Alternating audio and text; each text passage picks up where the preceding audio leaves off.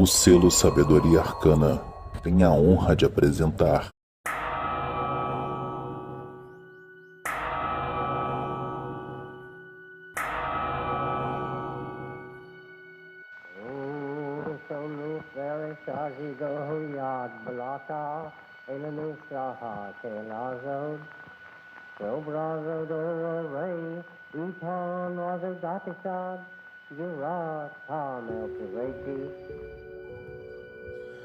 Olá, corações cingidos pela serpente.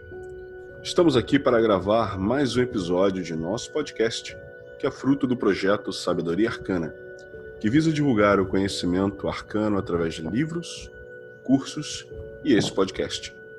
Aproveite para visitar nosso site www.sabedoriaarcana.com.br e nosso Instagram, @sabedoriaarcana, para acompanhar as novidades.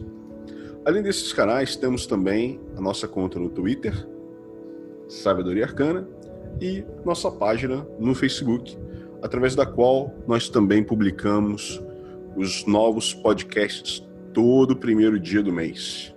Sejam sempre muito bem-vindos e nos acompanhem para estarem alinhados aí e saberem das novidades sempre que possível. Gostaria de inicialmente também agradecer aos nossos seguidores. A cada dia nós vemos que mais pessoas estão ouvindo nosso podcast. Temos visto que, principalmente no Spotify, o número de pessoas que seguem o nosso podcast tem aumentado cada vez mais. Nós somos extremamente gratos, agradecidos, e ficamos muito felizes de ver que nosso trabalho tem dado frutos e estamos, de alguma forma, contribuindo para adicionar um pouquinho mais de conhecimento na caminhada de vocês. Então, como sempre, dou as boas-vindas aos meus queridos amigos, irmãos e companheiros de jornada, Adílio Jorge Marques. Boa noite aí para vocês, tudo de bom? É um prazer estar aqui de novo para a gente discutir mais um tema interessante. Nós não estamos gravando, uma piada interna. Queria também agradecer aqui a ideia. Junto com a gente já vem pensando no tema de hoje há algum tempo, mas queria agradecer ao nosso ouvinte, já que você mencionou aí, o Robert, que sugeriu para a gente o tema de hoje, então estamos aí. E Lincoln Mansur.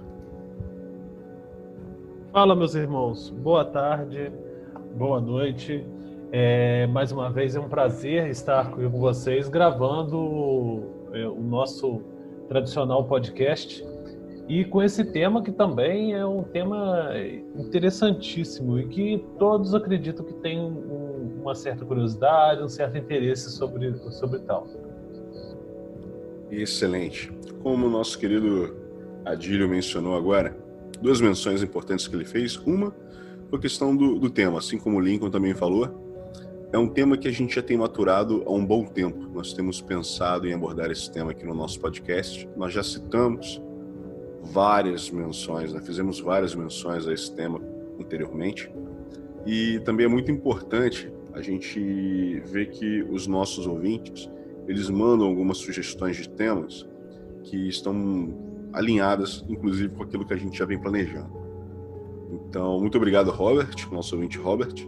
E aos demais ouvintes, se vocês tiverem algum tema que achem interessante ou que vocês gostariam de conhecer um pouco mais, podem enviar suas sugestões. E se nós tivermos como cobrir aquele tema e nós acharmos também alinhados, que esteja alinhado com o nosso viés, o nosso trabalho, certamente vamos abordar aqui no podcast, até porque nós aprendemos com isso. Conforme nós vamos abordando algum tema, nós vamos estudando e nos aprofundando um pouco mais. Então, aprendemos todos em conjunto. E para parar com esse suspense todo, basicamente nós vamos falar hoje sobre a Golden Dawn, a ordem hermética da Golden Dawn, que foi uma ordem de extrema importância para o ocultismo ocidental, né, mais atual, digamos assim, porque apesar de ter sido uma ordem que surgiu no final do século XIX, né, no limiar do século XIX para o século XX, até hoje nós temos a influência dessa ordem nos dias de hoje.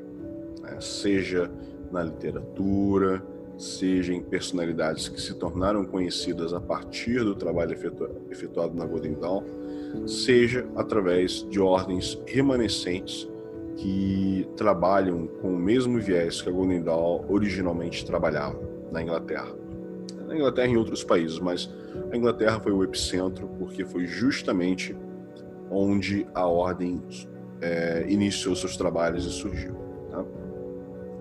Então, um dos pontos importantes para que nós mencionemos aqui é justamente o surgimento da Golden Dawn, né? Já que a história do seu surgimento, a história da sua origem, tem alguns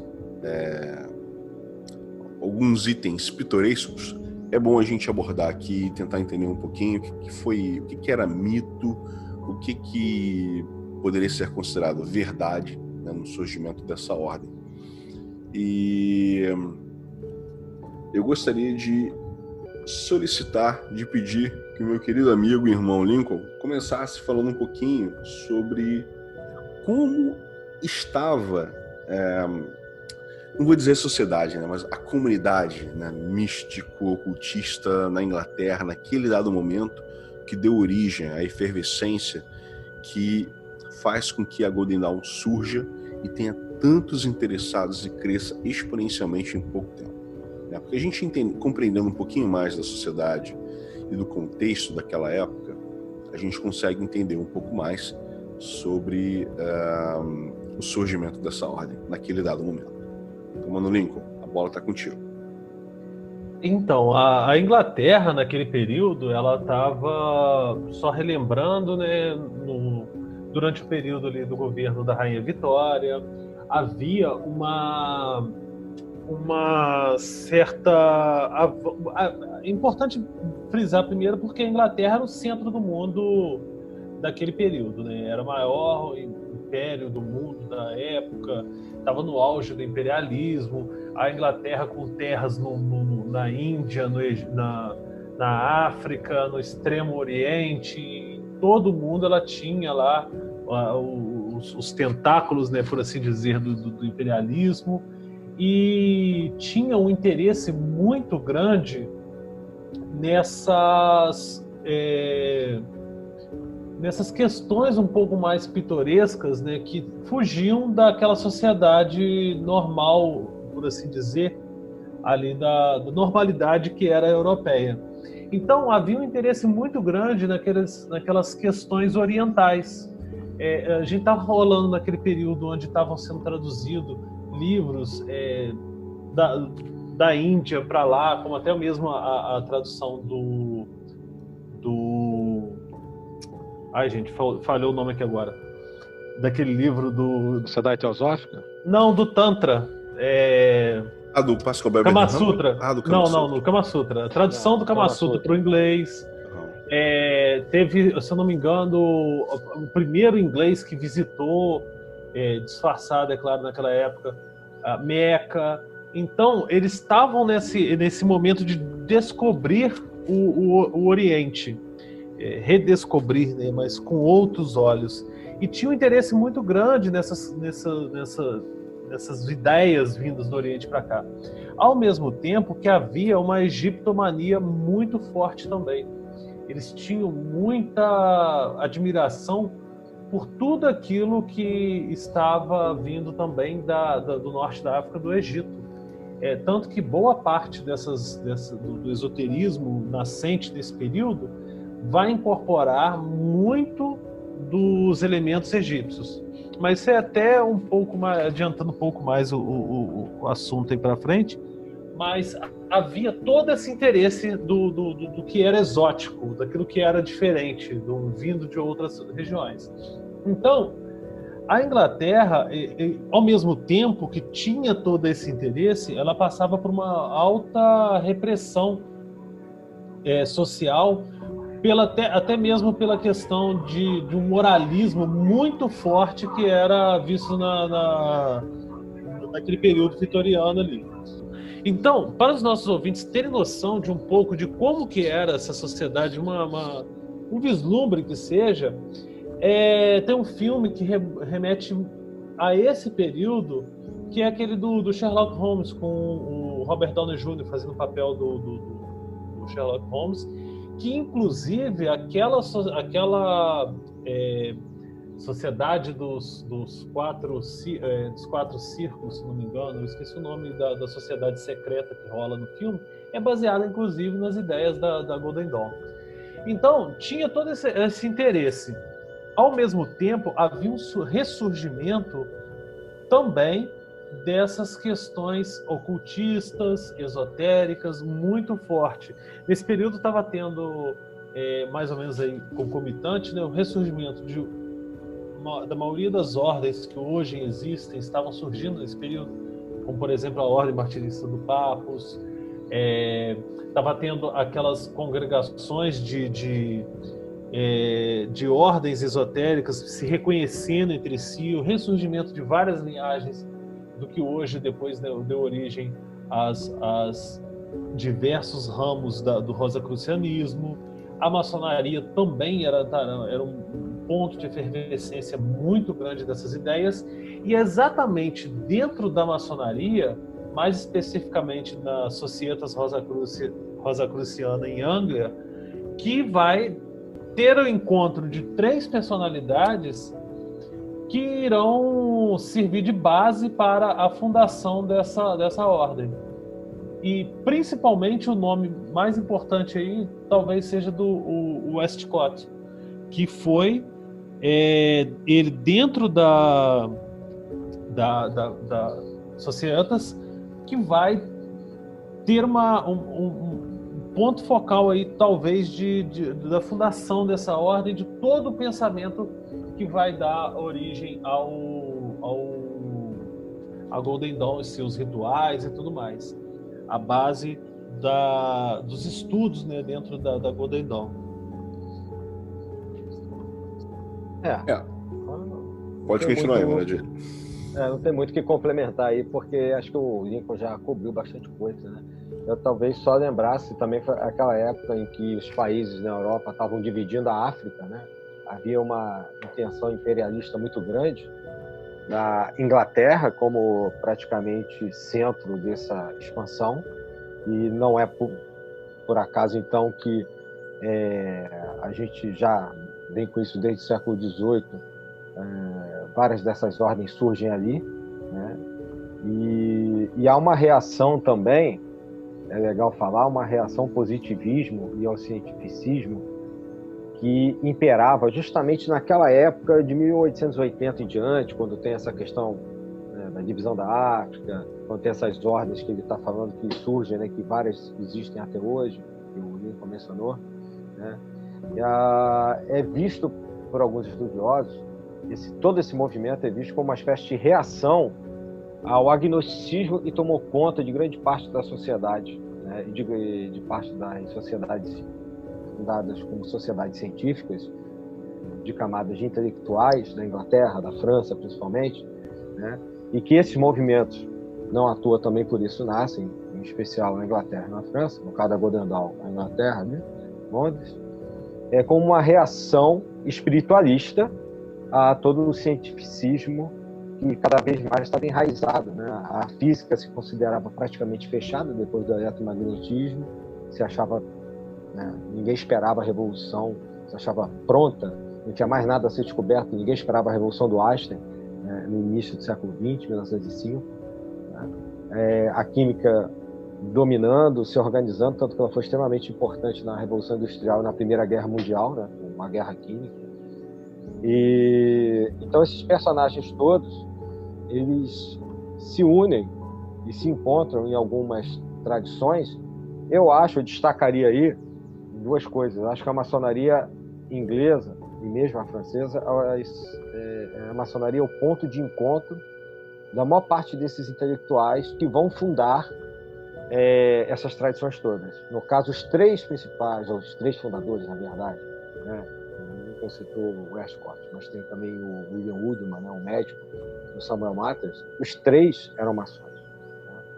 E esse movimento rosacruciano já tinha sido iniciado dentro da maçonaria, com a Societas Rosacruciana em Anglia, né?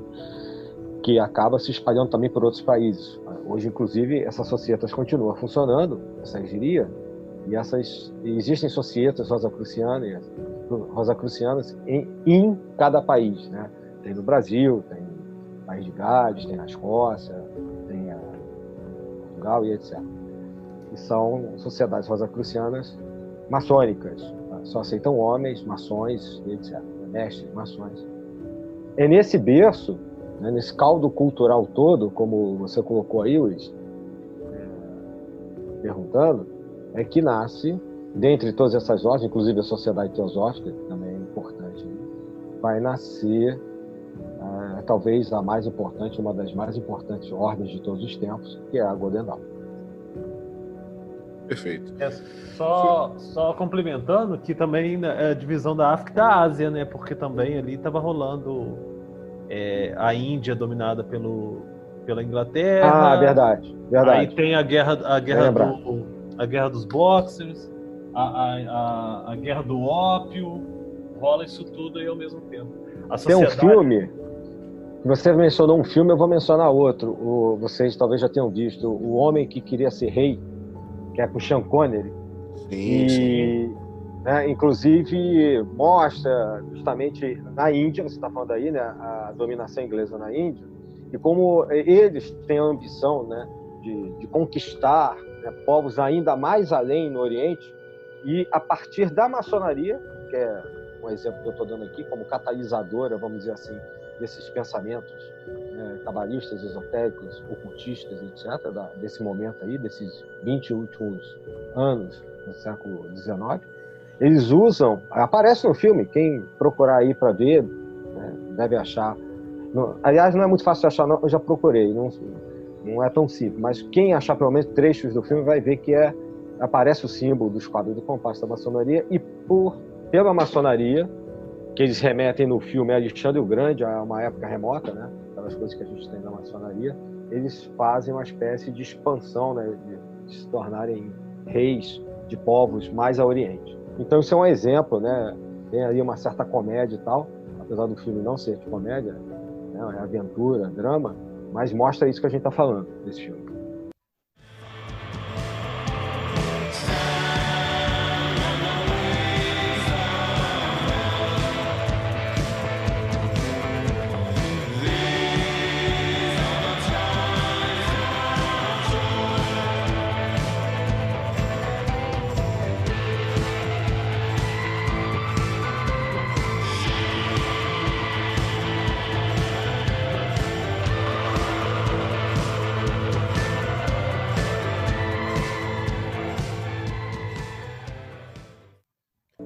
É interessante que vocês citaram os 3 fundadores, né? E antes da gente falar um pouco sobre cada um deles, né? Personalidades, histórias e tal, uma das coisas envolvendo a fundação e o surgimento da Golden Dawn foi justamente a história de que eles teriam encontrado os manuscritos, né? Alguns manuscritos cifrados dentro de um livro numa biblioteca.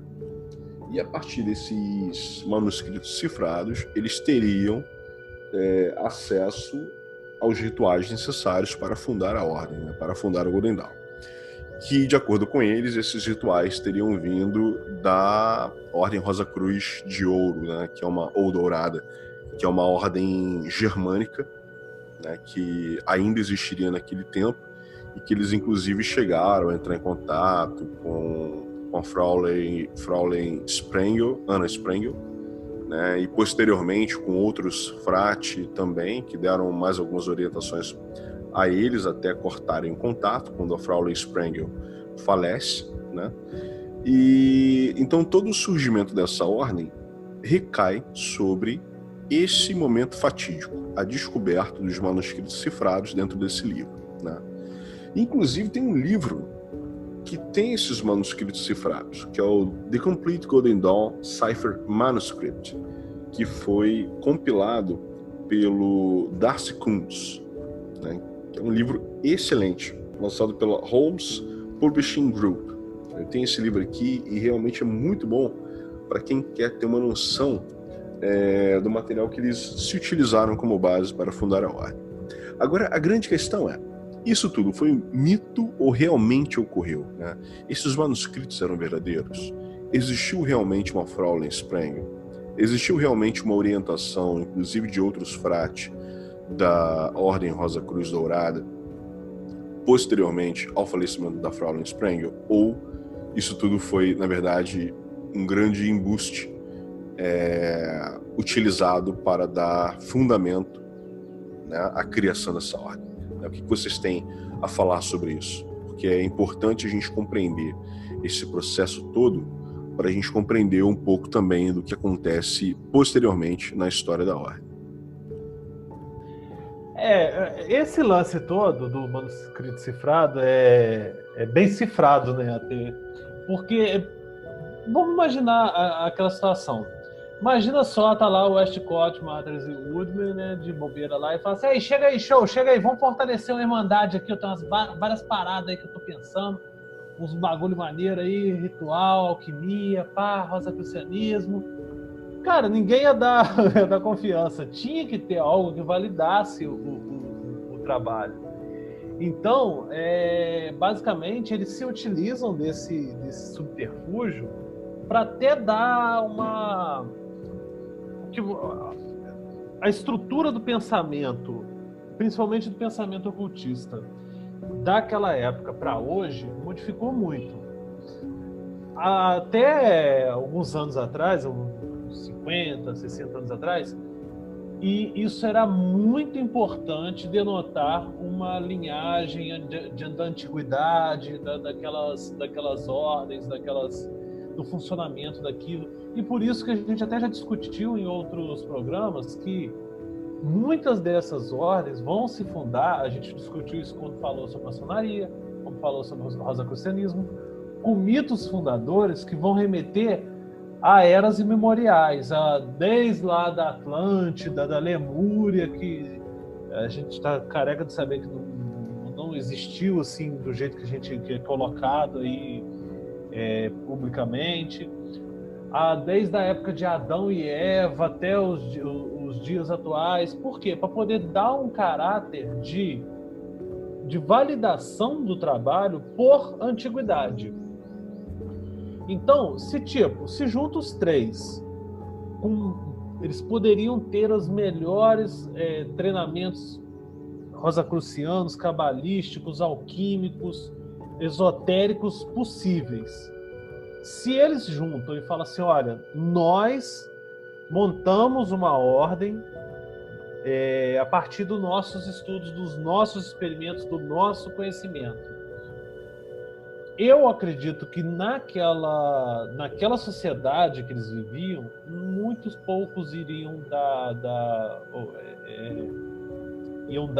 opinião para essas pessoas. Como, de fato, ainda com todo esse mito fundador, inicialmente, a Golden Dawn ela teve poucos membros, embora ela tenha sido criada para ter muitos membros. A estrutura da Golden Dawn já foi inicialmente pensada para comportar um número de membros muito grande, tanto que tem graus, tem toda uma estrutura hierárquica ali, é algo pensando grandioso, e que inicialmente não teve um número de membros tão grande. Após o vazamento desses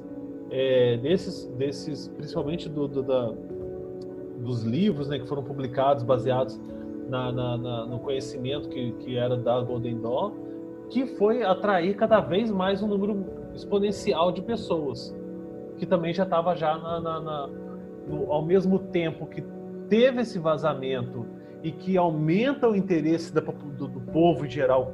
A Golden Dawn é o período que ela está em crise e está se desaparecendo aí a inicial, né, a Golden Dawn original. Mas ainda assim era necessário algo que validasse. Então eles utilizam desse subterfúgio de acharem um manuscrito cifrado em livros perdidos e que tinha lá. Você vê que a história é bem conto da carochinha, por assim dizer, né? Porque, poxa, se tem um manuscrito antigo, cifrado, dentro de um livro, dentro de uma biblioteca, com o endereço para você mandar uma carta, que ele manda a carta na tentativa lá para Sprengel e tal, então o negócio já fica meio estranho, né? mas ainda assim, isso eles conseguem validar esse trabalho inicialmente à vista de outras pessoas e começa a agimentar mais membros, e principalmente dentro, né, das Societas Rosacruciana e outros círculos também que vão sendo agregando, né, ao trabalho da Golden Dawn. Eu concordo com o Lincoln. A necessidade de um mito fundador é presente em todas as religiões e não só nas ordens, sejam elas místicas ou cultistas. A gente vê isso em grandes religiões também. E, teoricamente, esse material teria sido passado, né, por um camarada chamado Woodford, um clérigo, né, como manuscrito cifrado, que esse cara tinha achado com endereço, com tudo, para falar com a Fraulein Sprengel. Provavelmente, eu também partilho dessa ideia que vocês estão falando aí, de que não havia exatamente uma irmã na Alemanha, porém, né, existia um grupo interno dentro da, diria, né, da Societas Rosacruciana em Anglia, uma chamada Sociedade dos Oito. Era como se fosse um grupinho secreto de maçons, dentre eles estavam os 3 fundadores que nós mencionamos, né, e que tinham interesse, vamos dizer assim, nas origens antigas, antiquarianas, né, da magia em especial. O que obras mais recentes, modernas, inclusive aqui do século XXI, levantam, né? Existem vários livros que tratam desse assunto, que eles pegam os 3 fundadores pegam as principais obras do Levi, né, por exemplo, dos alquimistas alemães, onde você tem realmente a Rosa Cruz de Ouro, que é considerada a mãe das Rosa Cruzes do século XIX e XX, e que teria já origem no século XVIII, quando estava naquela efervescência dos ritos maçônicos, e na época do Martinez de Pasqualia, etc. Só que na Alemanha, como que reverberando aqueles 3 manifestos, né, famosos lá do século XVI, 3 manifestos Rosa Cruz. E além de usar o Levi, usam também o Francis Barrett. Ele tem um livro de 1801, né, Mago, ou de Magos, né, que é uma compilação de manuscritos antigos, e que esse grupo, apesar de a gente já saber que a egiptomania estava, como você falou, é uma mania, né, é uma moda, a necessidade de um grupo fundador, mas eles têm uma habilidade impressionante e participa desse grupo. O cara escreveu o Zanoni, o Burlyton, se admite que os rituais desses manuscritos foram escritos pelo Burlyton, resgatando uma memória rosacruciana, que é do século XVIII e XIX, claro, com toda a experiência maçônica que eles tinham, só que com uma quantidade absurda de conhecimentos que eles inseriram dentro desses rituais, e dentro desses, ou a partir desses manuscritos, eles desenvolveram, né? A alquimia, a magia enoquiana, né? O ocultismo, o estudo do ocultismo em geral, tarô, cabala, sei lá, eu acho que o que a gente puder imaginar, geomancia, o hermetismo, a astrologia, tudo isso era, todos esses assuntos eram abarcados inicialmente de maneira cifrada nesses primeiros manuscritos, mas que foram, digamos assim, desenvolvidas por essa irmã da Alemanha, até que 2 anos depois disse, né, um irmão de lá escreve, diz que ela falece e que eles cortariam contato com essa ramificação inglesa dessa antiga Rosa Cruz de Ouro, né? E aí eles tocariam por conta deles. Então, independente de qualquer coisa, eu acho o trabalho fantástico, né? O trabalho de construção que eles fizeram, na minha visão, na minha modesta visão, até se a gente for ver ali o nível das pessoas que fizeram parte da Golden Dawn, como você disse, talvez menos do que devesse, né? Mas a quantidade de pessoas importantes, né? Como Gates, por exemplo, né? Vários outros, como John Fortune, que não fez parte da Golden Dawn, mas uma dissidência depois, né? E outros grandes ocultistas que vieram a trabalhar, né, já no nosso século, e a influência que a Golden Dawn deixa para o século XX. A Wicca surge muito a partir daí, né? O próprio Crowley participa, né?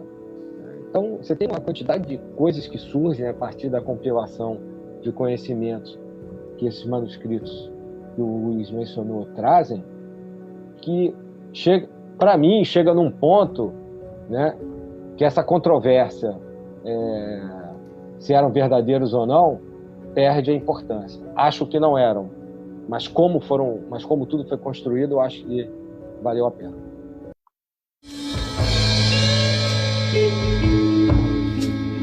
Overhead, the albatross hangs motionless upon the air, and deep beneath the rolling waves, in labyrinths of coral caves, the echo of a distant time comes willowing across the sand, and everything is green and summery.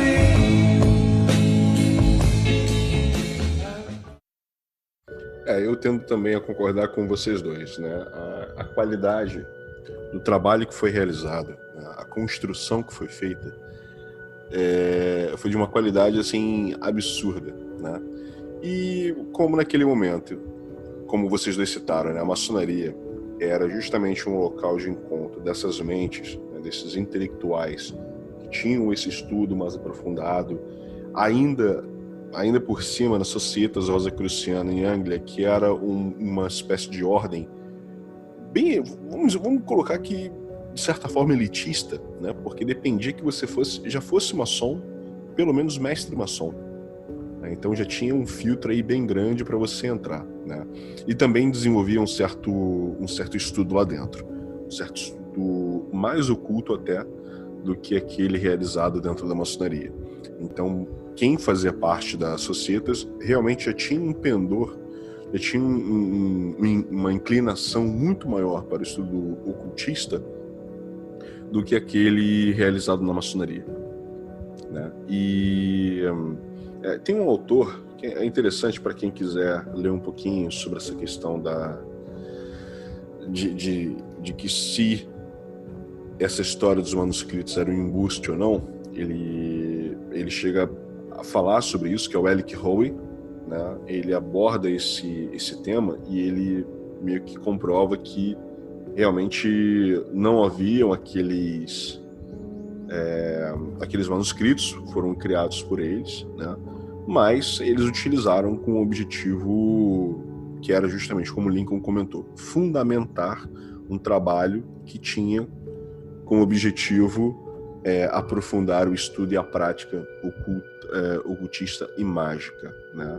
Principalmente naquele momento, né? A gente sabe também que dependendo das pessoas que estão envolvidas ou querem se envolver com esse tipo de sociedade ou grupo, tem essa tendência a querer algo que tem uma ligação mais tradicional, mais antiga, vide a própria maçonaria, que tenta até hoje trazer suas origens do tempo nem do templo, né? Do tempo de Salomão e até mais antigo, porque na época de Salomão já haveriam mestres maçons, e então, obviamente que essas pessoas também buscariam coisas que teriam uma antiguidade maior.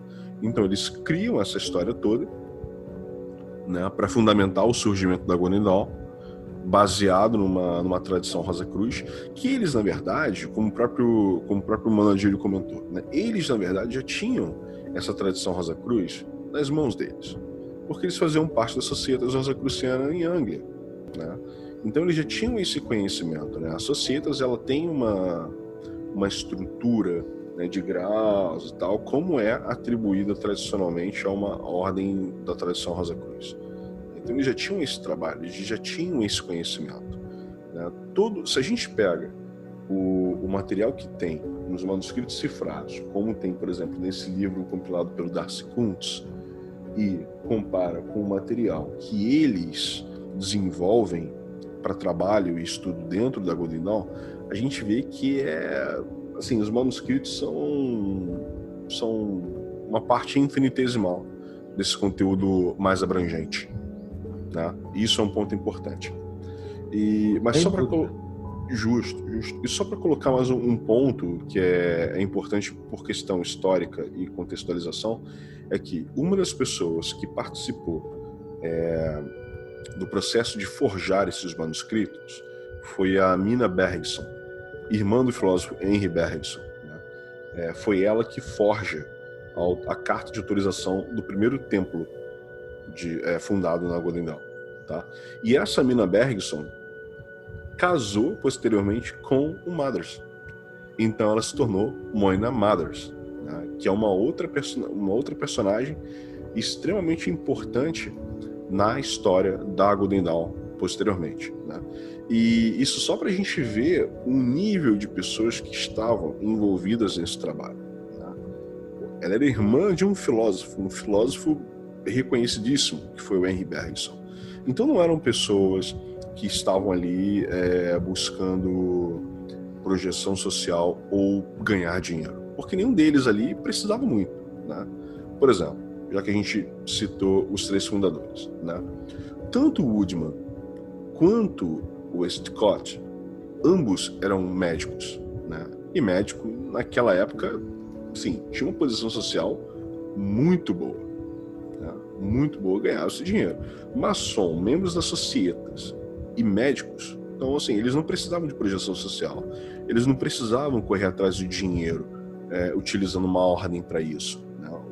O interesse deles era realmente aprofundar no estudo e compartilhar o conhecimento que eles tinham com aquelas pessoas que tinham interesse de estudar aquilo dali.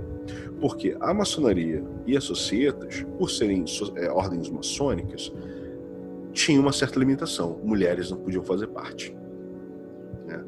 E eles, como pessoas que eram, de certa forma, visionárias, fundaram a Golden Dawn tendo como participantes também as mulheres. Não havia nenhuma restrição no que diz respeito a compartilhar o conteúdo dentro da ordem com mulheres. Tanto mulheres quanto homens eram tratados como iguais, uma coisa que na maçonaria naquele momento era impraticável na Inglaterra. Era assim, inimaginável, né? Então, esse já foi um ponto diferencial que a Golden Dawn traz para ordens mágicas naquele momento. Então, acho que isso, socialmente, tem que ser levado muito em consideração, né? Porque a Golden Dawn, ela traz essa quebra de paradigma. Não, só homens podem fazer parte de ordens mágicas, ou ordens ocultas, ou sociedades secretas, né? E a Golden Dawn abre isso de forma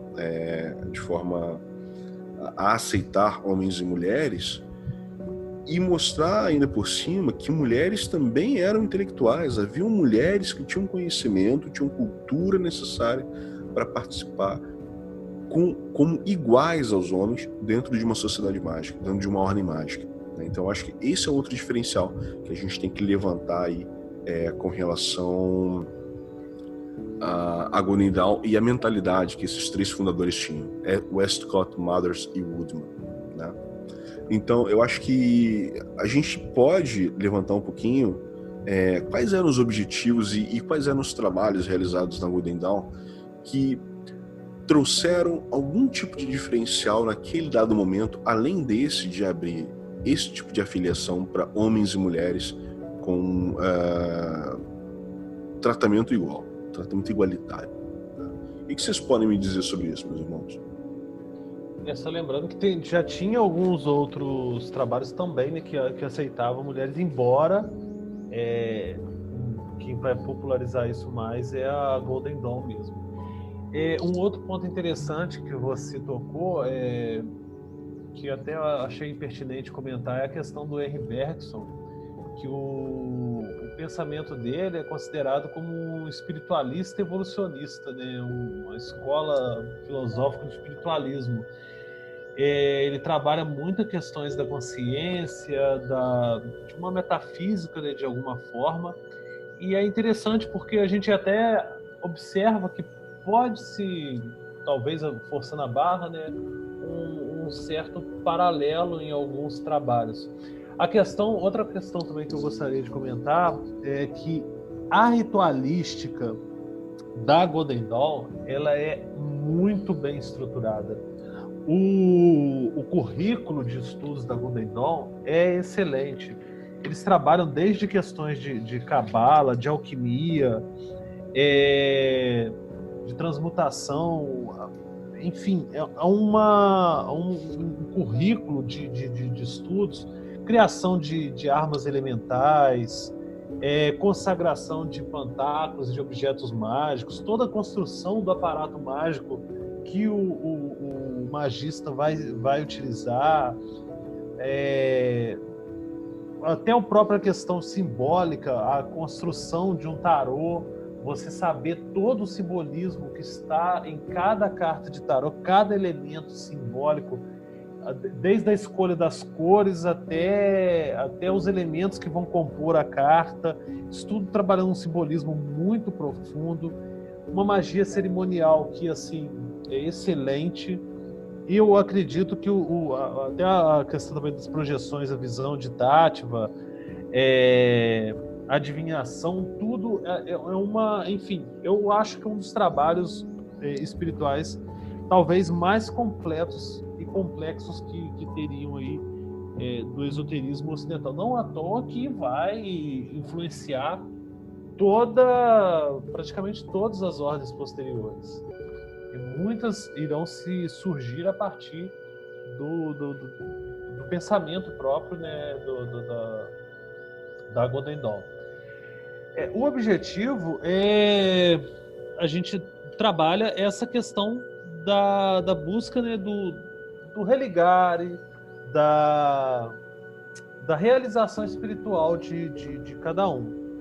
E para isso eles utilizam de N conhecimentos, como eu acabei de falar, sendo a base de todos a Cabala, né? A Cabala é talvez o centro de todo o trabalho da Golden Dawn, tanta prova que eles utilizam, né, da própria estrutura da árvore da vida para fundamentar os graus, o avançar dos graus dentro da ordem. Então, basicamente, é isso, né, o trabalho. Desde a ritualística até mesmo os graus da ordem são todos ligados a esses elementos da Cabala. Essa parte dos graus e até os nomes, eles tiram das Societas, né? São exatamente os mesmos nomes, e várias ordens ainda usam esses nomes que a Societas utiliza nos seus vários graus, né? Você começando como neófito, zelato, etc., práticos, filósofos, e agora vários desses rituais que a gente conhece hoje de maneira fortuita, espalhado pela internet, o ritual menor de banimento do pentagrama, o maior do pentagrama, os rituais de hexagrama, os rituais de bênção de um templo ou localidade, o ritual Rosa Cruz de bênção de um templo, tudo isso vem de lá, né? Apesar de que eles, a gente sabe hoje, aí o irmão Luiz falou, né, do Eric Howey, o livro dele é de 78, né, Os Magos da Golden Dawn. Não tem em português que eu saiba, mas tem em espanhol, tem em inglês, tem na Amazon, e que lá fala daqueles manuscritos cifrados.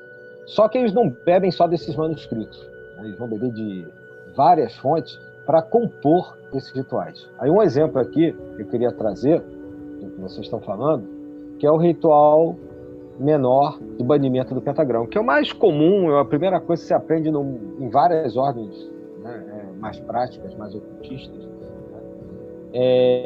Eles fazem uma adaptação das orações das fontes do Eliphas Levi e pegam uma oração, né, de um livro de orações judaicas, de um Siddur, né, o Siddur é um livro de orações judaicas do Rabi Samson Rish, que é o Siddur Rish. Eles adaptam a partir do Levi, colocam a simbologia mais esotérica, cabalística, mas com toque de cristianismo, porque os arcanjos que são usados ali, obviamente, são ligados ao cristianismo esotérico, né? Miguel, Gabriel, Rafael, Uriel. Sendo que na oração original, ela é assim. Eu vou repetir aqui, é até pequena. Então, o ritual do pentagrama está baseado no seguinte: em nome de Deus, o Deus de Israel, que Micael esteja à minha direita, Gabriel à minha esquerda, Uriel diante de mim, Rafael atrás de mim e acima da minha cabeça, a presença de Deus. Dessa frase, que é uma frase muito parecida que está no ritual de banimento, do Dó menor, né? No pentagrama de banimento, eles compilam o material que hoje várias e várias tradições trabalham. Esse é só um dos exemplos. Então isso mostra a cultura, né, que eles trazem, tudo bem, a partir de uma coisa discutível, né, que tem lá uma controvérsia e tal, tá. Mas como vocês dois já falaram, eles montam um arcabouço de conhecimentos, eles trazem, por exemplo, a magia enoquiana lá de trás, né, do John Dee, de séculos, né, sistematizam aquilo de uma maneira que hoje também é usada por várias tradições. Então, assim, eu acho que o que eles quiseram, objetivaram fazer, eles conseguiram. Né? Ou seja, colocar em prática vários desses conhecimentos ocultistas. Eles eram os três fundadores eram profundamente estudiosos, profundamente. O Matters, né, que casou com a irmã do Ray Bergson, foi um cara que se recolheu durante 2 anos para estudar todos esses aspectos do ocultismo, do esoterismo, quando aí ele coloca à luz a Godendal junto com os outros. O Ullman é o que morre primeiro, não dura muito, né? Os outros dois aqui vão tocar, o Godendal, o Westcott e o Matters. Mas eu acho que esses rituais que eu mencionei aqui são, baseado no que o Mano Luiz falou aí, são alguns dos mais conhecidos. E os rituais de iniciação, né? Os rituais de iniciação marcam várias ordens rosacrucianas que vão surgir no início do século XX para cá, com suas várias influências, umas mais místicas, outras mais ligadas à astrologia, outras uma mistura de várias outras tradições. Os rituais de mudança de grau bebem muito da maçonaria, né, da Societas também, na Societas em Anglia. E tanto que se vocês forem ver fotos na internet de vários templos Rosacruzes e comparar com templos maçônicos, vocês vão ver várias semelhanças, do chão até o teto, né? Então, essas semelhanças estavam dentro dos rituais iniciáticos e dos rituais que eram também ensinados, principalmente na segunda ordem, né, que a gente não mencionou ainda. Você acha que seria interessante passar a palavra para o Luiz, que a Godendal estava dividida em 3 blocos, vamos dizer assim. Antes de entrar nessa questão dos graus e os 3 blocos da ordem, das ordens da Godendal, eu queria só fazer uma pergunta para vocês que tá atrelada ao que o Manandini comentou. Antes, né, porque assim, a gente teve o boom do conceito da tradição Rosacruz, né, lá no século XV, XVI, né, com os manifestos e tal. 17. Vários autores depois escrevem mais sobre isso, mas assim, até antes da Godendal, existiu alguma ordem que em algum momento cita o trabalho Rosacruz? Eu digo ordem manifesta aqui no plano físico de discos, né? Como a Godendal. Ou a Godendal foi a primeira a fazer isso? Não, a Rosacruz de Ouro é atribuída, essa Rosacruz alemã, é atribuída um trabalho muito parecido. Né? Não só um trabalho místico, de meditação, etc., toda essa parte, mas, por exemplo, o conhecimento da alquimia, cabala, né, e esses aspectos mais tradicionais, é atribuído a ela aspectos não só de misticismo, mas aspectos de magia prática. Tá? E o Agripa, que quase ninguém lembra disso, mas o Cornelius Agripa é praticamente o cara que compila toda aquela magia medieval e que vai ser a fonte do Levi e de vários outros. inclusive do Francis Barrett, etc., né, que acabam, esses caras, sendo também a fonte dos fundadores da Golden Dawn. E acabam também sendo a fonte de várias outras ordens mais operativas que surgem posteriormente. Mas assim, a gente pode dizer, porque a Ordem Rosa Cruz de Ouro, ela não era uma ordem aberta, né, digamos assim. A gente poderia dizer então que a Golden Dawn foi a primeira ordem com um cenário... Como assim não era aberta? Não era assim uma ordem que você podia Qualquer entrar em entrava? contato. Isso, você podia entrar em contato e entrar, né, se tornar membro da Ordem Rosa Cruz de Ouro. Eu acho que não. Assim, pelo que a gente vê em alguns livros que tratam da história do rosacrucianismo, era busca... A coisa não era aberta como hoje, né? Qualquer um entra, vê um outdoor, vê um site. A gente sabe que, né, que não era assim no século XVII, XVIII, XIX, e mesmo até recentemente, até poucas décadas atrás, a coisa não era como hoje. Tá? Então, mas assim, não era fechada, não.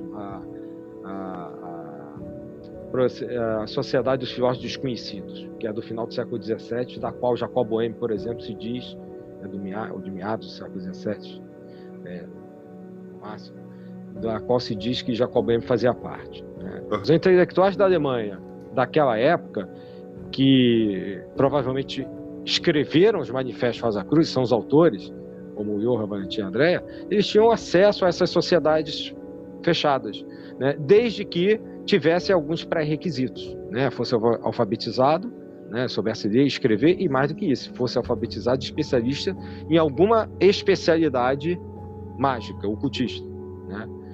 Como Cabala, por exemplo, Kabbalah, né? E então isso já tinha no século XVII. Foram essas sociedades que provavelmente não só deram origem aos manifestos e à história do cristão da Rosa Cruz, né, do Christian Rosekreuz, como dependendo da língua que usa, né, para falar, foram esses caras que compilaram, a partir daqueles manifestos, a lenda que remete ao século XIV, né, desse personagem, e através de sociedades do século XVII, elas vão chegar a se unir, né, às sociedades maçônicas do final desse século, até que a gente, por coincidência ou não, tem o surgimento da maçonaria em 1717 em Londres, uma maçonaria mais como a gente conhece hoje. E depois, ao longo do século XVIII ainda, né, aquela explosão de vários ritos maçônicos e ordens templárias, por volta de meados do século XVIII, tem o Martinez de Pasquali, que bebe numa fonte maçônica também para estruturar sua ordem, que era uma ordem operativa, mas não cabalística, porque os rituais de Pasquali não são iguais, os próprios cabalistas falam, não são iguais, provavelmente são rituais escritos por ele a partir de alguma outra fonte. Então existia, né? Existia como entrar, desde que você tivesse alguns pré-requisitos.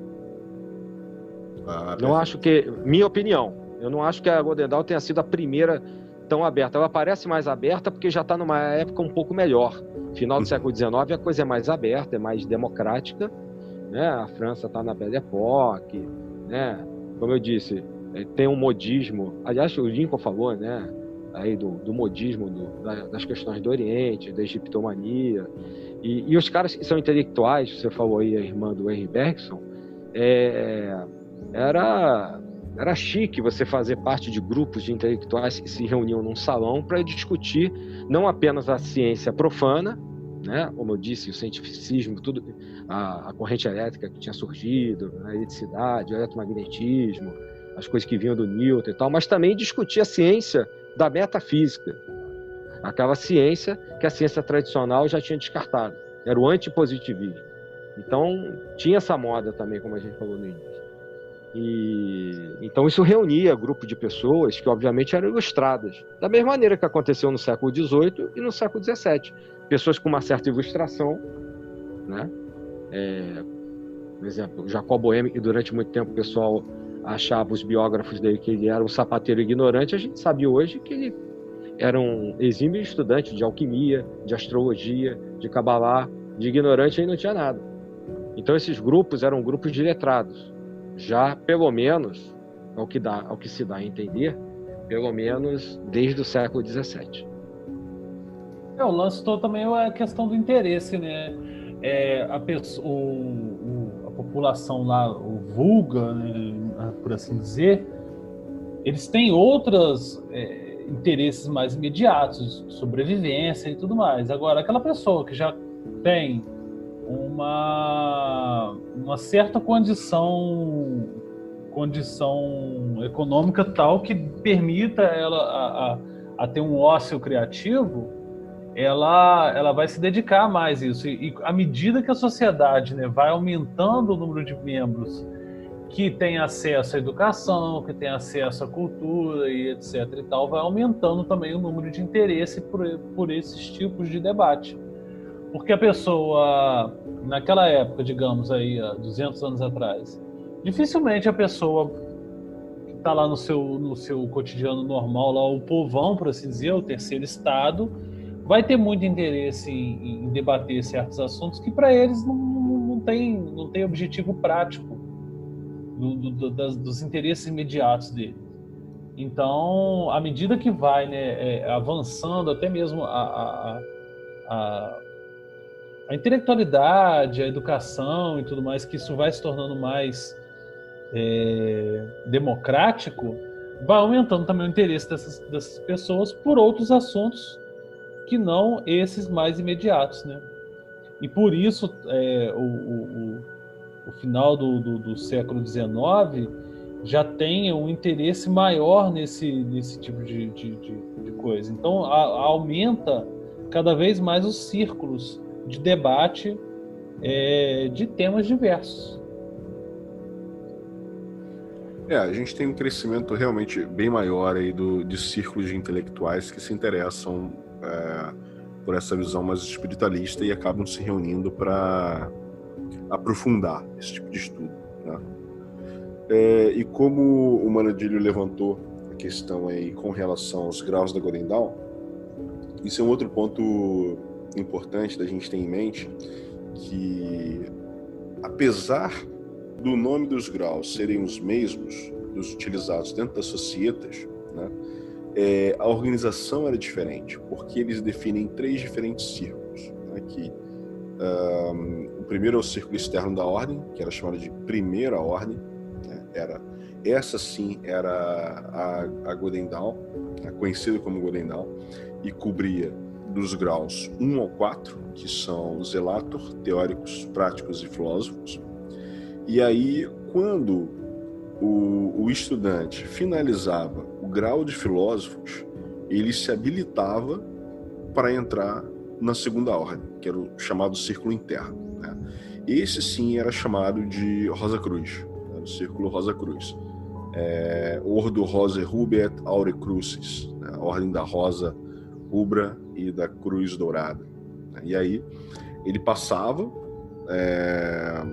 por um grau intermediário chamado Senhor das Veredas, né, no portal da cripta dos adeptos, e aí ele era iniciado nos próximos 3 graus, que seriam Adeptus Minor, Adeptus Major e Adeptus Exemplus. Nós temos, hoje em dia, publicados os rituais de iniciação até o Adeptus Minor, se eu não me engano, né? Adeptus Minor, Adeptus Major no máximo, que inclusive tem nos livros do Israel Regardier, assim como nos livros do Pet Zaliuski. Eu pessoalmente indico o livro do Zaliuski, que é excelente e é uma boa referência para esses rituais de iniciação, porque são muito bem detalhados e muito bem explicados, né? Além de detalhados, os rituais são comentados e explicados. Isso é muito bom. E aí, assim, teoricamente, o estudante, quando ele atingisse o grau de Adeptus Exemplus, né, ele teria acesso ao terceiro círculo, né, que aí esse terceiro círculo seria ocupado pelos chefes secretos, né, que moravam no plano astral. E aí nós temos aí 3 graus, que são Magister Templi, Magos e Psíquicos. Só que nós sabemos que os estudos realizados dentro da Golden Dawn, historicamente, pelo menos, o que foi documentado, iria até o grau de Adeptus Minor, né? a gente não se tem muito, quer dizer, Adeptus Major, desculpem, não se tem muito material acima disso, né? Tanto que foi aí que começou meio que começou por conta disso, né, as questões dos chefes secretos, os graus que eram disponibilizados, né, esse limite dos graus, é que começou posteriormente uma discussão para saber se o Madras, que no final fica só ele como líder da Gondenal, porque Woodman falece primeiro, Westcott depois ele se desliga por questões pessoais, né, e só o Madras lidera a ordem, e ele diz que só ele tem acesso a esses chefes secretos. E posteriormente ele é questionado com relação a isso, né? Pô, mas por que você não avança os graus? Você realmente tem acesso a esses chefes secretos ou não? E aí começa algumas discussões internas que levam à cisão da ordem. Mas voltando ao assunto dos graus, né, esses são os graus, essas são as 3 ordens, e em cada um desses graus haviam os estudos definidos, né, em que os estudantes, os membros deveriam passar, né, por todo aquele currículo, por todas aquelas práticas. Havia inclusive uma prática chamada de pergaminhos voadores, que eram as instruções, né, os textos de instrução, que eram passados de membro para membro, onde um pegava esse manuscrito, né, esse material, esse pergaminho, copiava, né, ele tinha um tempo máximo para permanecer com aquele material, e passava para o próximo membro, e assim por diante. Então eles tinham essa prática, né, de pergaminhos voadores, que é uma coisa bem interessante, né? Você não ficava com o material original, mas você tinha o seu caderno, onde você anotava todo esse conteúdo que deveria ser estudado e aprofundado em cada grau. Tem uma ordem moderna, só fazendo um parênteses rapidinho, Uhum. que mudou, né, mudou suas monografias, mas antigamente tinha uma prática dessas, no seu grau elevado, seus graus mais altos. Você recebia em casa, lia, assinava atrás e devolvia. Não vou dizer qual é, porque... mas acho que a prática parou agora com as novas monografias. Ah, tá. Boa, boa. E um outro ponto de extrema importância com relação ao conteúdo estudado na Golden Dawn é que a Golden Dawn foi a ordem que trouxe à tona e popularizou o uso da magia noquiana. Isso é um ponto de extrema importância. Eu não sei se não fosse a Golden Dawn, se a gente teria tanto material hoje em dia sobre magia noquiana e se ela teria vindo à tona da forma que ela veio. Obviamente, eu não vou dizer que a Golden Dawn é a única que estuda ou pratica, ou estudou ou praticou a magia noquiana. A gente sabe que a Aurum Solis, por exemplo, foi uma outra ordem que trabalhava com magia noquiana. Mas a partir do material e dos estudos da Golden Dawn é que a magia noquiana se popularizou. Isso nós não temos como negar, né?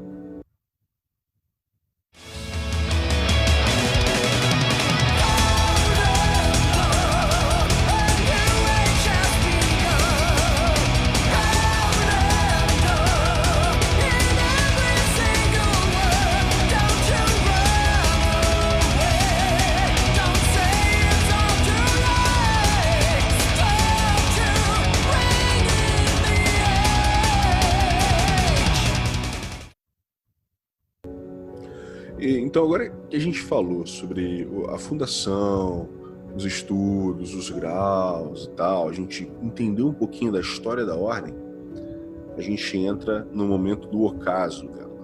Ela durou algumas décadas. Teve vários membros de extrema importância, como, por exemplo, William Butler Yeats, poeta, escritor, prêmio Nobel, inclusive. Florence Farr foi uma outra membra da ordem que foi bem conhecida, né? A irmã do atriz, né? Atriz bem conhecida naquela época. Sim. Né? A Mina Bergson, que depois se torna Moina Madras, irmã do Henry Bergson, e vários outros nomes. Né? Então, o Eduardo Waite também, né? E Eduardo Waite, Isso, Arthur Edward Waite, que inclusive depois cria o seu tarô, né? Que, se eu não me engano, era uma mais prática popular. do Godendal. O tarô mais popular que tem até hoje é o dele, né? Isso. Lembrar, eu A acho gente que pensa... além do que o Luiz falou da popularização, entre aspas, né? Da difusão aí da magia enoquiana, a quantidade de tarôs que a gente tem hoje, centenas, literalmente centenas sendo vendidas, advém do fato de que, num determinado ponto dos estudos, o camarada tinha... O Lincoln acho que falou isso no início, né? Eu comentei. Construiu seu próprio... Pois é, construiu seu próprio tarô. O Waite é um exemplo. Baseado na simbologia, né, que se aprendia, você construía seu próprio tarô. Até hoje, a gente pensa em tarô, a gente pensa no Rider-Waite, né? Inclusive até com os seus desdobramentos, o After Tarot, Before Tarot, New Vision, todos esses são baseados no Rider-Waite. Além de N outros tarôs que são baseados nos escritos e no conhecimento da Golden Dawn, né? Tem um tarô da Golden Dawn também, sendo vendido, né? Tem mais de um. Tem mais de um. Tem o Hermetic, Hermetic Golden Dawn Tarô, que é um preto e branco muito bonito. Tem um que é Golden Dawn Tarô, aí é um que é mais, parece que é desenhado manualmente. Tem um outro que parece que já é um desenho mais computadorizado. Tem N tipos de tarô aí ligados. O tarô iniciático da Golden Dawn, tem vários. Inclusive, essa foi uma prática que, né, surge na Golden Dawn, né, que todo mundo tinha que estudar aprofundadamente o simbolismo do tarô e desenvolver o seu próprio tarô. E essa prática ela permaneceu ainda em outras ordens, né? A própria Bota, por exemplo, Builders of the Adyton, eles têm esse foco também no estudo da Cabala, no estudo do tarô. Você recebe, inclusive, quando você recebe material da Bota, você recebe um tarô em preto e branco para você pintar de acordo com a escala de cores, como ensinada por eles e tal. E tudo isso fruto do conteúdo estudado dentro da Golden Dawn, né? A gente viu o quanto eles influenciaram. A Bota é um desdobramento recente, né, da Golden Dawn, né? Sim. O Paul Foster Case, que funda a Bota, vem da Alpha et Omega, assim como a John Fortune, que vem como desdobramento da Golden Dawn. Já o Paul Foster Case foi iniciado na Alpha et Omega em 1918. É porque o Alpha et Omega, na verdade, não era nem bem uma ordem, era um templo da Golden Dawn, né? Sim. Exatamente. Era uma dissidência, né? Vamos dizer assim. Isso. Depois do que você colocou aí, que vai ter um racha, né? Então, isso. O Alpha et Omega, a Stella Matutina, o Areha da Nova Zelândia, que foi o que perdurou mais tempo, assim, realizando o trabalho original da Golden Dawn. Mas ela fechou? O Areha encerrou as atividades. E foi de onde o Petzaliuski pegou muito do seu conteúdo, né, dos estudos dele. Eu achei que estivesse funcionando aí. Eu acredito que não. Eu acho que encerrou as atividades já tem alguns anos, se eu não me engano. Então, eu gostaria, já que a gente falou sobre isso tudo e eu citei a questão do caso da ordem, né, e o racha que surge, eu gostaria que vocês explicassem o que acontece após o surgimento de uma figura também importante para o mundo oculto, que a gente já falou sobre ele, inclusive, que foi Aleister Crowley, né, porque ele foi o pivô desse racha que surge, né, já que foi um personagem que surge nesse cenário, entra para Golden Dawn, sobe rapidamente dos graus, né, através dos graus, contrariamente aos demais membros que não gostavam dele, porque achavam que ele era egocêntrico demais, né, queria saber mais do que todo mundo e tal, o Madras compra a briga do Crowley, né, apoia o Crowley, briga com o restante dos membros, aí ocorre o primeiro racha, né, e depois tem o desdobrar disso tudo. Eu gostaria que vocês falassem um pouco mais sobre isso. O Matters e o Westcott, eles tinham personalidades diferentes, né? Antes de chegar à questão da figura já do Crowley, e a iniciação, né, no último grau dele lá em janeiro de 1900. O que a gente percebe, que a gente lê nos cronistas, livros que tratam das biografias e da história da Golden Dawn, que o Matos era um cara com uma personalidade muito forte, que arrumava confusão com uma certa facilidade, assim como sua esposa, né, que a gente já mencionou aqui, a mãe da Matos. E quando ele praticamente estrutura a segunda ordem, que o Manuel já explicou, né, ele se coloca como um chefe secreto, né, da segunda ordem, e coloca o seu colega lá como adepto da primeira ordem. O Woodman já tinha morrido, né, ele coloca o Westcott como responsável pela Golden Dawn em si, da primeira ordem, e se coloca num grau acima e se muda para Paris. E de lá ele começa a administrar o que seriam esses graus, né, mais internos. Há um problema porque o Westcott, ele parece que é um juiz, né, ele é ligado ao sistema jurídico lá em Londres, e quando descobrem que ele faz parte de uma ordem ocultista, ele é obrigado a optar entre o emprego e continuar, né? Isso gera um certo escândalo, ele se afasta da Golden Dawn, e praticamente dos fundadores só fica o Magnus, né? Ele era... Sua esposa... Desculpa te cortar, o Westcott, ele era médico claro. legista. Era médico legista, inclusive ligado à família real. Isso, da coroa. Da coroa. Então, o Woodman era médico, né? Não, o Westcott era médico. Ambos eram médicos, só que o Westcott, ele era médico legista da coroa. Da coroa. Então, ele tem um problema jurídico, então eu me enganei, ele tem um problema jurídico porque é descoberto que ele está ligado a isso em Londres, ele está ligado a Golden Dawn. Isso mesmo, tinha a questão da imagem, né, de um servidor público da coroa vinculado Exatamente. às sociedades secretas e ordens mágicas. Ele foi denunciado por isso, né? Aí é que entra a parte jurídica, eu confundi, e aí ele se afasta, né? E já estava tendo problema com o Matos.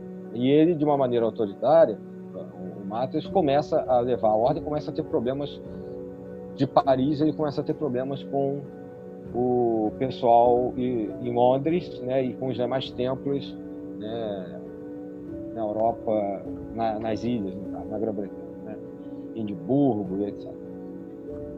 E aí surge, em praticamente um ano, o personagem que você falou, né, o Aleister Crowley, que rapidamente ele ascende aos graus, não é recebido no último grau, né, para passar para a segunda ordem, né, em Londres, mas o Matos aceita ele, né, como iniciado 5 igual a 6, se não me engano, acho que Adeptus Minor. Isso mesmo. E o investe como representante, né, do próprio Matos para voltar à Inglaterra e administrar, vamos dizer assim, ser o representante e tomar conta do templo em Londres. E quando chega lá, ele dá de cara com um desafeto dele, que é o Yeats, que você mencionou aí, né?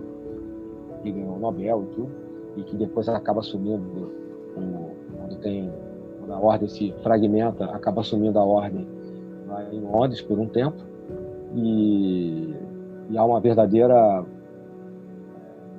briga, né, de mãos e socos, segundo... Rola na porrada mesmo.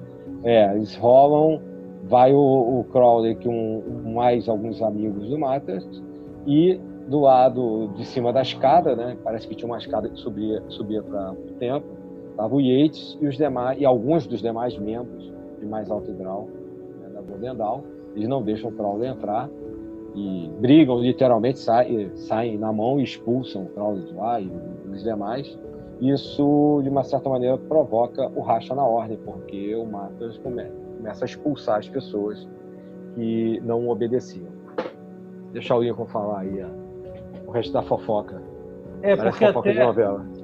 Até mesmo porque o que acontece, o Crowley, quando ele sobe esses graus, tinha um interstício de tempo que ele não cumpre, e por isso que rola essa treta toda aí também, pelo não cumprimento desse interstício. Aí ele já tinha feito os trabalhos, faltava o tempo lá para ele cumprir, ele queria adiantar logo o carro dele, e aí a galera que estava ligado lá à ordem não gostava dele, era uma figura controversa, aí queria impedir esse avançar dele, aí ele queria forçar, como ele já tinha recebido a guarida do Mathers, ele queria invadir o templo e assinar o livro lá que constava que ele já estava naquele grau, né? Aí onde rola toda essa briga aí, enfim. E com isso já tinha ocorrido esse segundo racha, né? E aí... Oi? Os templos vão se separando, né? O pessoal dos Estados Unidos fica do lado do Mathers, o pessoal da Grã-Bretanha, acho que Edimburgo também fica do lado do Mathers, não tenho certeza. Mas outras lojas... a França fica do lado, que é onde ele está, né? Mas outras lojas na Grã-Bretanha não, né? E aí em 1901 a coisa se separa de vez, né? Tanto que quem assume é o Yates. E aí nesse meio tempo o Crowley aproveita e publica a boa parte dos rituais e do material da Golden Dawn. E ao publicar, aí que o caldo engrossa mesmo, né? Que aí começa todo mundo a acusar ele de revelar os segredos e tudo mais, e aí daí vai só a pirambeira abaixo. Um tempo depois também o próprio Regardier pega esse material com o Crowley e também publica, e aí vai embora. Vai só publicação atrás de publicação. Hoje está tudo aí disponível para a galera. E eles tinham também alguns mecenas, algumas, né? Tinha uma chamada Anne Horniman, acho que é isso, né? Que era filha de um cara rico que importava chá, e a esposa do Mathers, né? E o Mathers começa a implicar com ela quando ela suspende a ajuda financeira. E era benquista e etc e tal, mas quando ela suspende a ajuda financeira porque não concorda com a forma com que o Mathers está administrando a ordem, ele simplesmente expulsa ela. E ela estava bancando, inclusive na França, né? Eles não estavam trabalhando na França. O Mathers e a Mona viviam em grande parte, mantinham a ordem em grande parte por doações que vinham dessa Anne Horniman. E a própria Florence Farr, que o irmão Luiz colocou, depois que a Horniman tinha saído, ela também ajudava e, obviamente, levava prestígio à organização, mas também, né, se desentendeu com o casal e acabou se afastando. Como aconteceu depois com o próprio Waite, né? Em 1903, o próprio William Waite desiste de tentar segurar a fragmentação da ordem, que começa de vez em 1900, né, e se consolida em 1901. Em 1903, o Yates sai. Aí assumiu o Waite, né, o Arthur Waite, que a gente está falando aqui do tarô, né, e fica até 1905. Isso, inclusive, é um ponto que a gente tem que pensar também, porque, assim, houve esse racha, né? E aí o Mathers apoia o Crowley, compra briga com todo mundo, alguns ficam do lado do Mathers, outros ficam do lado do Yeats, do grupo que permanece ali em conjunto na Inglaterra, né? Mas, assim, um ponto importante com relação a não a tradução, a publicação dos rituais, é que muita gente atribui a publicação inicial dos rituais da Golden Dawn ao Crowley, né? E dizem que ele matou magicamente, né? Ele destrói magicamente a ordem por conta disso, por publicar os rituais. Mas, na verdade, historicamente, a gente sabe que não foi o Crowley que publicou os rituais em primeira mão. Quem publicou os rituais, na verdade, foi um casal de charlatões que ludibriou o Mathers em 1901. Né? Eles, de alguma forma, convencem o Mathers de que ela, né, a senhora Horus, era a tal Anne Sprengel, né, que ela realmente existia e ela era a Anne Sprengel, e roubam os rituais de iniciação da ordem. E logo em seguida publicam. Como esse material já estava publicado, o que Crowley fez? Foi publicar também. Começou a publicar. Logo depois, Israel Regardie também publica o material que ele teve acesso, né? E aí ficou tudo, como o Lincoln falou, né? Tudo aberto aí pelo mundo e não tem aquele outro lance também que o que mancha lá a fama do Westcott, né? Como médico, que ele é acusado de estar numa ordem secreta, conspirando e tal. Porque era ele que estava num táxi e deixou uma parte dos papiros voadores dentro do carro, aí acharam, aí isso foi parar no jornal, né? Por isso que deu a confusão que eu estava falando. Isso também ali começa a vazar o negócio. Isso aí. Né? Porque eles eram esses papiros, esses textos, né? Esses papiros voadores eram extremamente fechados e tinham experimentos, né? Tinham rituais. A gente não sabe exatamente o que ele esqueceu dentro do táxi. Né? Então, se a gente táxi. Então, assim, se a gente uma parar condução. Pensar, esse é o caso da Gonendal, na verdade, ocorre por conta de vários erros que eles cometem. Os cabeças da hora cometem. Não, sem dúvida. Eles dois, mas em especial o Matters, né? Com a bobeira que ele dá com essa senhora aí e Justamente. Com a arrogância dele, né? Ele funda e ele mata a ordem. O Matters, principalmente. O Westcott, acho que de uma maneira involuntária, né? Esquecimento que deu origem àquela confusão. Isso mesmo. Porque o outro já tinha morrido, né? O Woodman morreu em 1891. Então ele já não participa dessa confusão de 1900, 1901.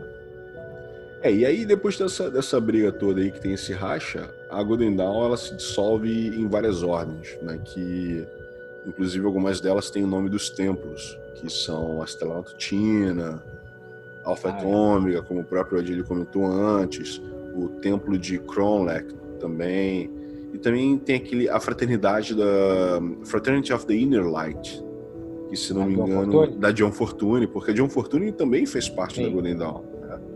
Inclusive, da Alpha e Ômega. Da Alpha e Ômega, inclusive tem relatos dela de uma batalha, digamos assim, uma desavença astral com a Moina Mothers. Sim, a Moina Mothers praticamente expulsa ela da Alpha e Ômega, né? Só que quando ela expulsa, ela já estava trabalhando a Sociedade da Luz Interior, né?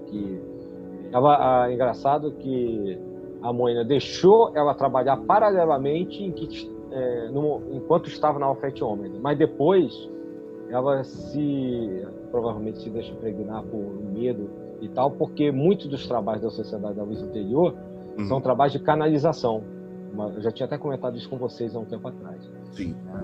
E aí surge, né, um livro, né, sobre o amor e o casamento, da John Fortune, a filosofia oculta do amor do matrimônio, em português. Não sei se a Pensamento ainda edita esse livro. E aí eu estopim para ela ser detonada, porque a Moina diz que isso era um conhecimento secreto que vinha desde a Golden Dawn que a John Fortune não poderia publicar. Mas ela publica isso, publica a Doutrina Cósmica, que é um trabalho de canalização, é um trabalho total de canalização dela, e ela começa a achar que isso não tem nada a ver com os trabalhos originais da Golden Dawn, que na verdade também, como a gente viu, né, começam de maneira, né, não como eles explicam, né, de uma maneira também não tão fantasiosa, mas ela também tinha uma personalidade difícil, e aí a John Fortune vai seguir o seu caminho em separado. Da mesma maneira, e depois o cara da bota fez também, né, não aguentou os caras na Alpha e Ômega e fez a bota lá. Construtores do Aditum, em português. Sim. Agora, outra coisa legal também é que a gente vê que o único templo que era mais distante, que era o Warihar, né, como eu citei antes, foi o único que permaneceu que meio alheio a essa briga toda, né, essa dissidência toda. E foi fundado, inclusive, por um membro da Estrela Matutina, né, que foi o Dr. Robert Felkin. Isso, Robert Felkin. Ele funda esse templo da Warihar, que quer dizer Casa do Sol, né, na Nova Zelândia. E esse templo, ele funcionou até 78, até 1978. Você vê, 77 anos depois daquele racha todo em 1901. Né?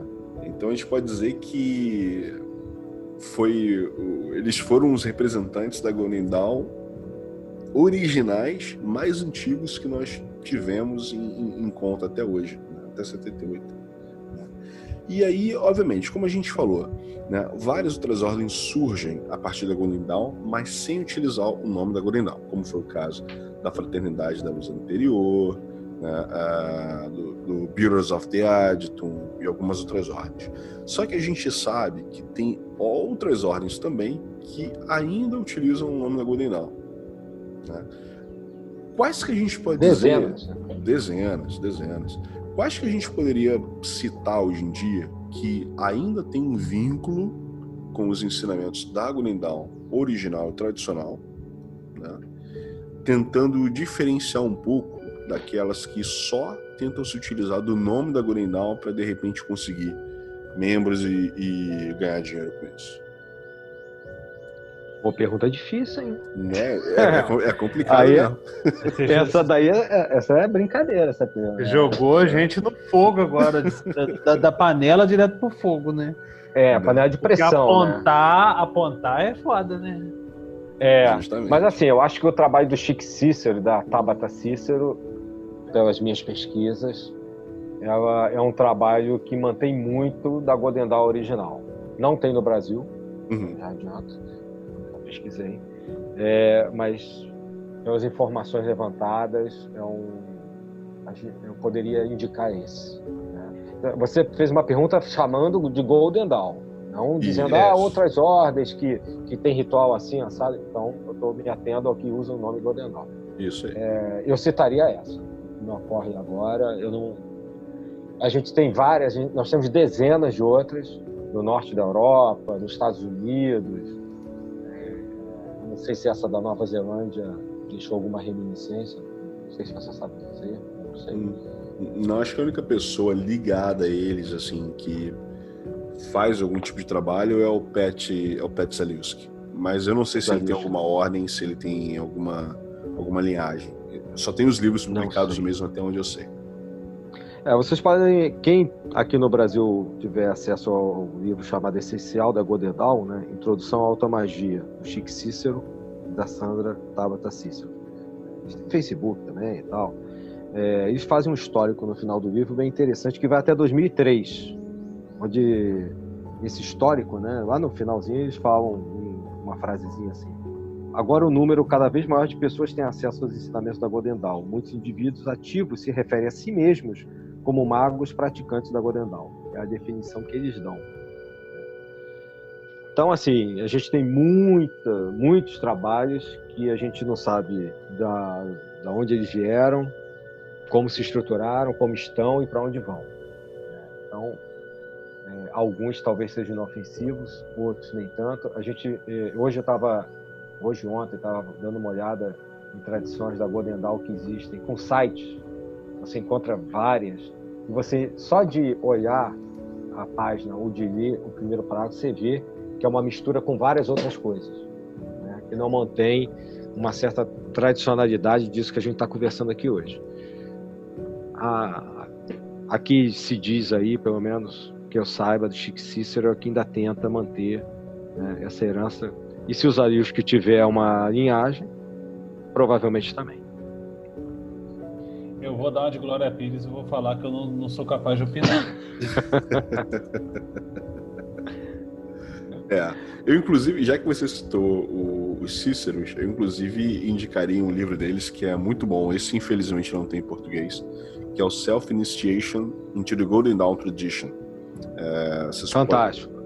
Muito isso é importante. Bom. Porque ali eles... Assim, a gente tem o material do Regardie publicado, obviamente, né? Mas não está tão bem organizado quanto esse material dos Cíceros, né? Eles colocam as práticas divididas bonitinho por cada grau, tal, de forma linear e de forma que você vá construindo uma prática que vai te levar de um grau para o outro. Então é realmente um livro a ser lido e a ser adquirido por quem tem interesse nesse assunto. É uma pena não ter em português, mas é baseado nesse trabalho em alguns outros artigos, livros, como os livros do Regardie, que algumas pessoas, alguns iniciados, não vou fazer juízo de valor nenhum sobre esses iniciados, mas que se defende a teoria de que você poderia se auto-iniciar ou começar uma linhagem a partir do momento que a ordem original fechou de vez, né, no início do século XX, e inclusive várias das suas dissidências também não existem mais, como a gente está mencionando aqui, né, Alpha e Ômega, Estela Matutina e tal. Então, que a pessoa poderia, a partir do momento que todos os rituais estão publicados, né, os trabalhos práticos estão publicados, os objetivos para cada grau, né, para cada mudança de grau que você deve conquistar também estão públicos, que a pessoa poderia, ou em conjunto ou sozinha, seguir por aquele caminho, né, a chegar pelo menos até Adeptus Minima. Muita gente defende essa ideia. E lembrando que tem em português um livro da Madres, né, a Golden Dawn, a Aurora Dourada, do Regardier, que é do tamanho de uma Bíblia, mas é o resumo. Esse nem é o livro maior que trata com os trabalhos completos. E esse está em português, assim como o Essencial da Golden Dawn também, que vocês encontram em português. Realmente, tem uma versão que é maior ainda, que tem mais de 1000 páginas do Regardier em inglês. Né? Exato. Essa não tem em português. Isso. A que está em português é a versão resumida, que tem aqui 700 e bordoada páginas. A Isso. resumida. A resumida. Quase 8. A resumida está aqui, com 757 páginas, para ser mais preciso. Para vocês terem ideia, né, quem está ouvindo a gente, da complexidade dessa organização, do quão importante, quão complexa ela era, inclusive na quantidade de saberes que ela possuía.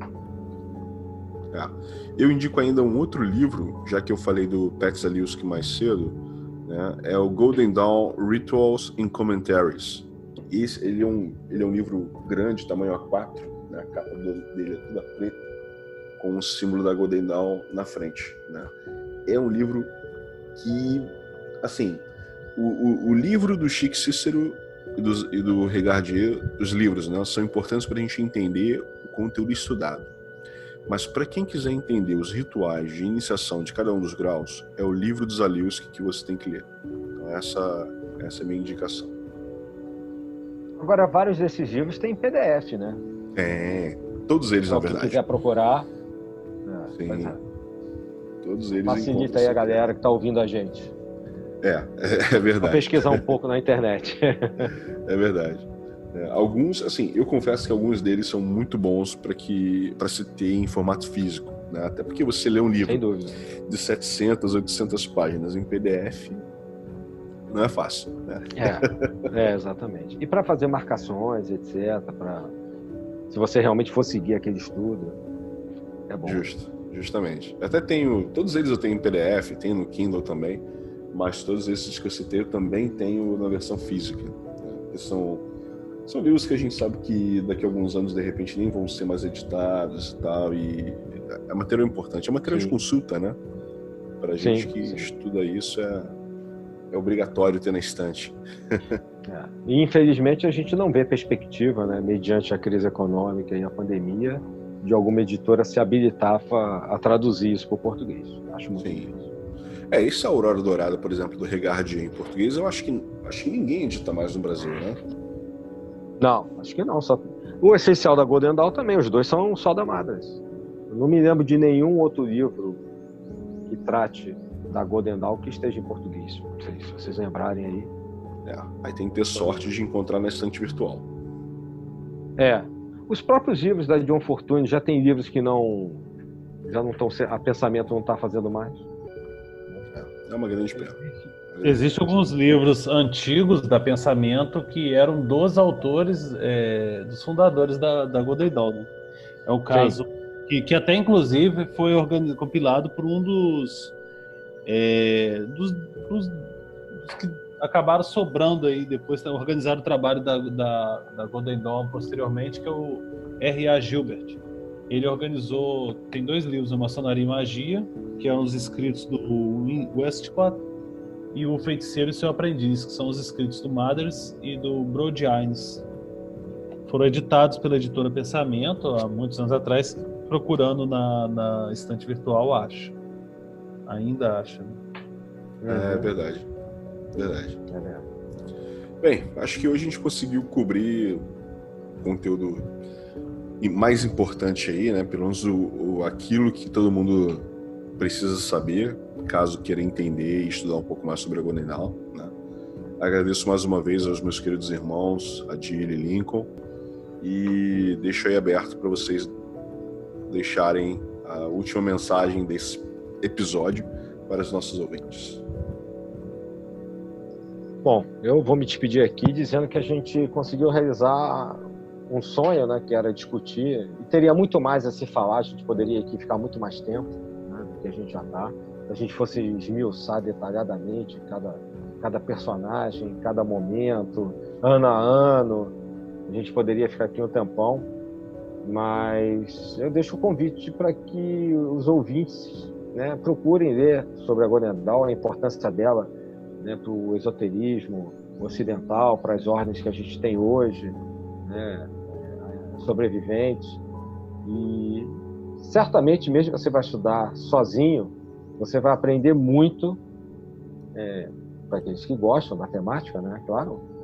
Qualquer obra que você vá pegar da Godendal, ou daqueles que passaram, que vieram, né, mais adiante da Godendal, como a gente falou aí do Foster Case, da própria John Fortune, etc., do Waite, né, você certamente vai aprender muito e vai conseguir ter uma boa formação, porque a Godendal é, na nossa concepção aqui, como a gente discute hoje, uma espécie de grande catalisadora do conhecimento tradicional, esotérico, mágico, oculto, como queira, né, de séculos, que é depositado numa ordem que tem ali, vive o seu apogeu na última década do século XIX, e infelizmente, né, como acontece com todas as religiões, todas as ordens, tradições, devido ao ego, né, ao ego humano, ao ego menor, a gente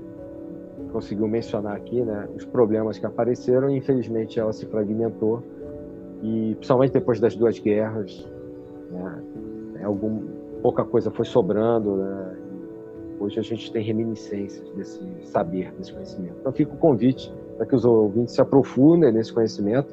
Nós demos hoje várias dicas de livros em português e em inglês. Muita coisa tem na estante virtual, tem PDF, como a gente falou. É só buscar, né? Então, obrigado aí pela oportunidade. Robert, aí ó, tá feita a discussão que nem você pediu, os outros ouvintes também. Qualquer coisa, é só entrar em contato e mandar mais sugestões aí pelo nosso site e pelos nossos canais eletrônicos. Até a próxima. Eu não... Assim, é um prazer sempre estar discutindo esses temas aí, principalmente algo tão grandioso como a obra da Godendal e suas influências até hoje, né? Como o próprio Adílio disse, não dá para esmiuçar as mil e tantas páginas dos